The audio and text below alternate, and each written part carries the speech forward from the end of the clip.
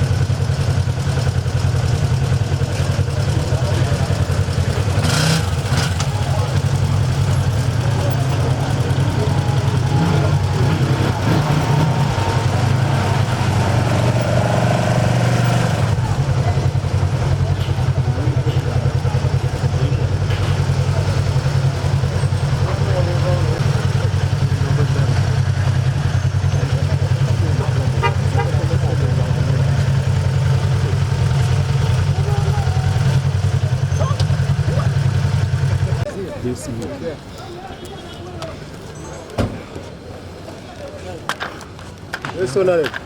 Yes. Good afternoon. How are you, sir? Good. Can you come out of the flat? Am I under arrest? Yes. Extend a bit.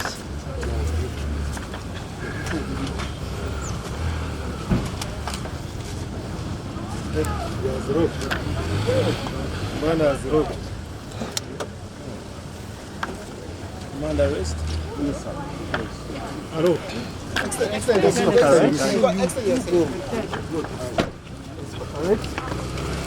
And you go home, eh? I'm going to my home. Why don't I talk with my car? Do you mind if you have a bag? No, I'm driving my car. No, it's all right.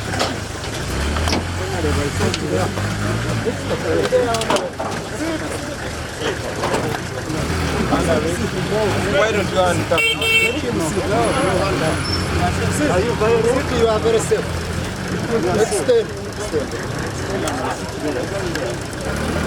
Extend, Honorable.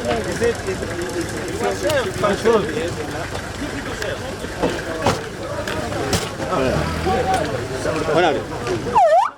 You start the same.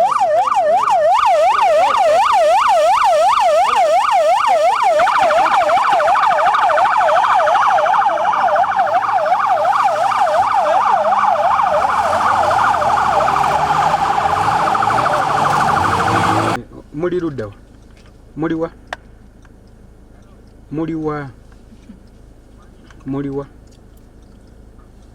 Paulo wa record. See, not the one. They are talking.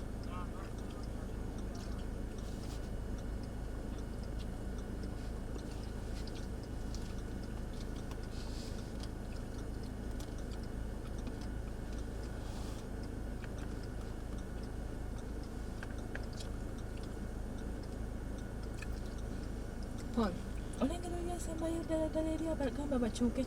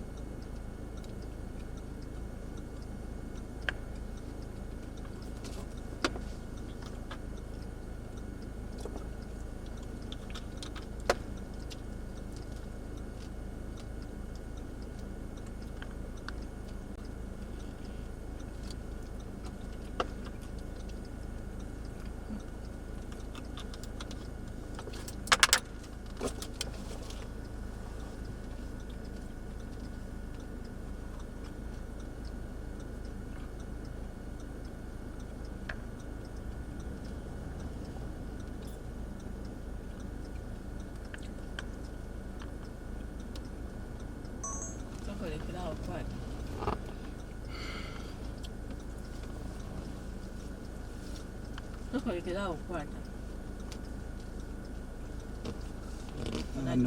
Ono bugalubindi. So bonna tuusa nangamba ddayo ddayo. Tokolekera okukwata. Nsooka mulekera.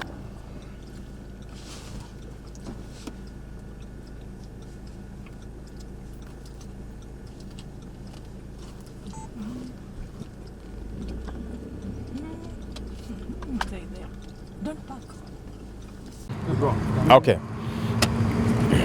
So we have for a very long time been making the call that Ugandans are being abducted, some in broad daylight, some in the middle of the night, and they are taken to many unknown places. But along the way we have discovered that they are being held at units of the army. So some are being held at CMI, some are being held ISO, SFC, Mr. Museveni the other day actually considered that the SFC is holding some, and a plethora of others. And so we decided we are going to use several fronts to secure the release of our people, because one, they're being held illegally, and two, when they are held illegally, they're tortured. They torture these people to try and extract information out of them, which information they have, they have no idea about anything anyway. And so they have blacked out nails of some of them. You have seen them at some of our press conferences. There's a young man whose eye was gouged out. Others have torture marks all over them. And so they are brutalized and ill-treated. We have made the point severally that, look, if you think anybody has committed an offense, arrest them as the law says, not abducting them, and then take them through the process of the law. Take them to court and let matters be dealt with. But this business of abducting people, holding them wherever, torturing them, we shall not allow it as Ugandans. And so we have been using several fronts to try and make this case, to try and secure the release of our people. We have held peaceful protests, severally. You have been seeing that happening. Yesterday we did have one peaceful to say, look, we want these abductions to stop. The other step that we thought we should take, of course, yes, we are in court and all of that, but we thought another step that we should take is to write to the leadership of the army, to write to them demanding the stoppage of these unlawful arrests, the abductions and the torture of our people, and demanding the release of our people from the units of the army. And so today, our President, Honorable Kyagulanyi, wrote a letter to the CDF, the Chief of Defense Forces, General David Muhoozi, and another letter, he copied the same actually, to the Minister for Defense. And this is the letter, a copy of it. And in this letter, as a party, as a leadership, we are making demands, like I've said, to see that these people get to be released, to see that justice gets to be served, because some of them have been tortured, have been ill-treated, and all of that. And so we said we shall deliver this demand letter to the headquarters of the army. We came and we thought we would be let in, but of course, at the entrance, the funders that are guarding the place told us, look, do you have an appointment? And we said, look, this is a public office, and so we didn't think we necessarily need to have an appointment to come and see a minister, to come and see a CDF. These are public servants, they sit in public offices, and so we should be able to access. And they said, no, you must have an appointment first. And he said, okay, fair enough. Could you guide us on how we make the appointment? Could you let us in so that we go and make the appointment and then maybe come back tomorrow or whenever they give us the appointment date? And so he said, let me make a couple of calls. And so he came back, told me he had called Major General Ebo Kandiho, who is the head of CMI. And apparently Kandiho was calling somebody above to get orders. So the junior officers guarding, the gate, and their commander, who was speaking to us, said, wait a minute. So anyhow, later we got information. So they had sent a one Lieutenant Colonel Masolo, who received this letter on behalf of the CDF and the Minister for Defense. He had signed acknowledgement because that was important for us. We are hoping that this demand letter will get to the CDF and also get to the Minister for Defense, so that ultimately we get to see the release of our people who are being abducted, who are being brutalized and so on, and justice. We want justice to be served for those that have been brutalized, for those whose nails have been plucked out. Are we? Yeah, we are. Yeah. Okay.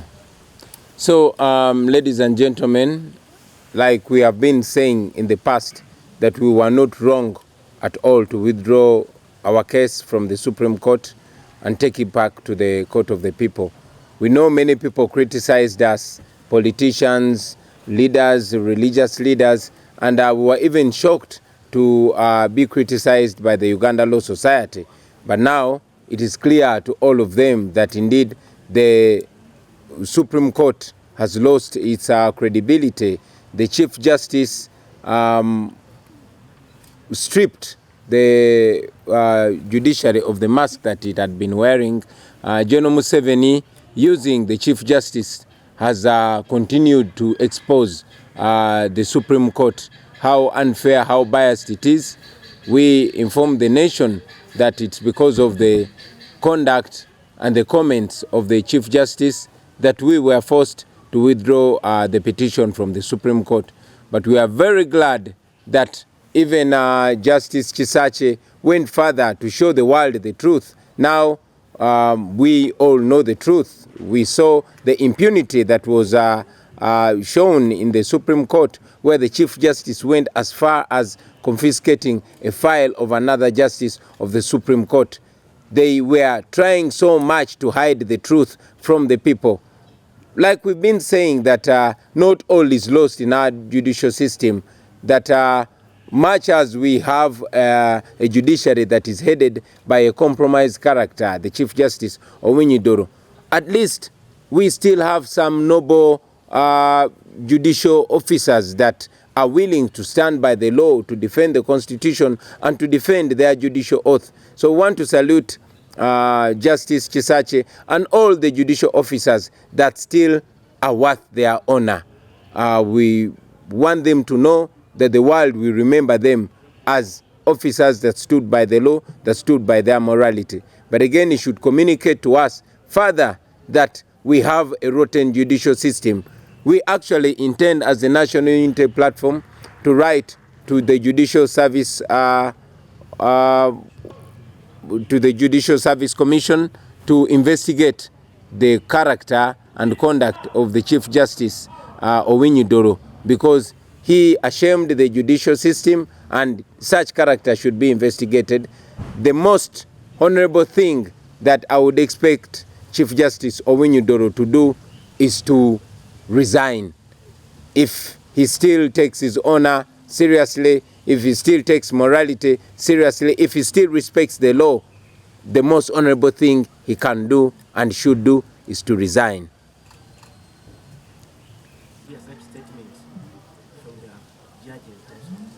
We didn't go to the courts of justice to get favors. We go to the courts to get justice. And we don't have to have any personal relationships with the justices or the judges of the courts to get justice. Justice should be availed for all Ugandans that go seeking for it. So for the justices of the Supreme Court to go personal, that is yet another exposure for them. We took this petition to the Supreme Court not for our own benefit, but for the benefit of Ugandan democracy, for the benefit of the people of Uganda, for the millions upon millions that turned out to cast their vote on election day. They needed justice. And what Mr. Owiny-Doro and his fellow justices did was not only to hurt us or to hurt the people of Uganda, but it was also hurting and shaming the entire judiciary, because Mr. Owiny-Doro presides over the judiciary, and what he does is a reflection of the image of the judiciary. And I must also add that what Justice Chisache did was not again for herself, it was for the judiciary. At least it in a way saved to a certain extent the image of the judiciary. Now we know that not all is lost within the judiciary. We know that there are some noble judicial officers that are willing, regardless of the intimidation and the bribery and the coercion, that are willing to stand by the Constitution and to stand by their judicial oath.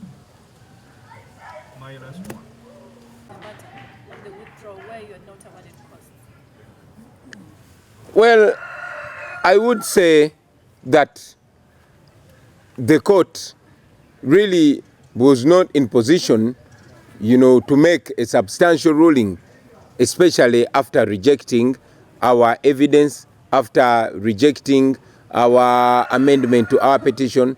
Yet all these steps were within the law, and indeed the same opportunities had been availed to previous petitioners. But most importantly, what we got out of that court as the people of Uganda is a confirmation that the Supreme Court is, has been taken over by General Museveni. Clearly, we got that confirmation, and that is what I see as a benefit for the people of Uganda. A constant, yet another confirmation that they are on their own. Yeah. It is not only about swearing in. We are taking all steps to liberate ourselves. Of course, it all ends with swearing in by various leaders, but it is not the first or second step. It comes at its right step. Looking at A few days, if not months away. What's your plan? Well, our plan is not limited to swearing in. Our plan goes as far as complete liberation of the people of Uganda, complete restoration of constitutional rule, complete restoration of the rule of law. We are taking every legal step. All steps that we've been taking and continue to take are legal. Not that we don't know that there are illegal options, but we are people that believe in the rule of law. We are peaceful and non-violent people, and that is why we are pursuing only legal and peaceful means. We have taken various steps from going to court to now calling for peaceful legal protests, and we shall continue to take all legal avenues to ensure that ultimately we secure our liberation as a nation. This was not only about swearing in, it was a complete turn from illegality to legality. are you going to get sworn in?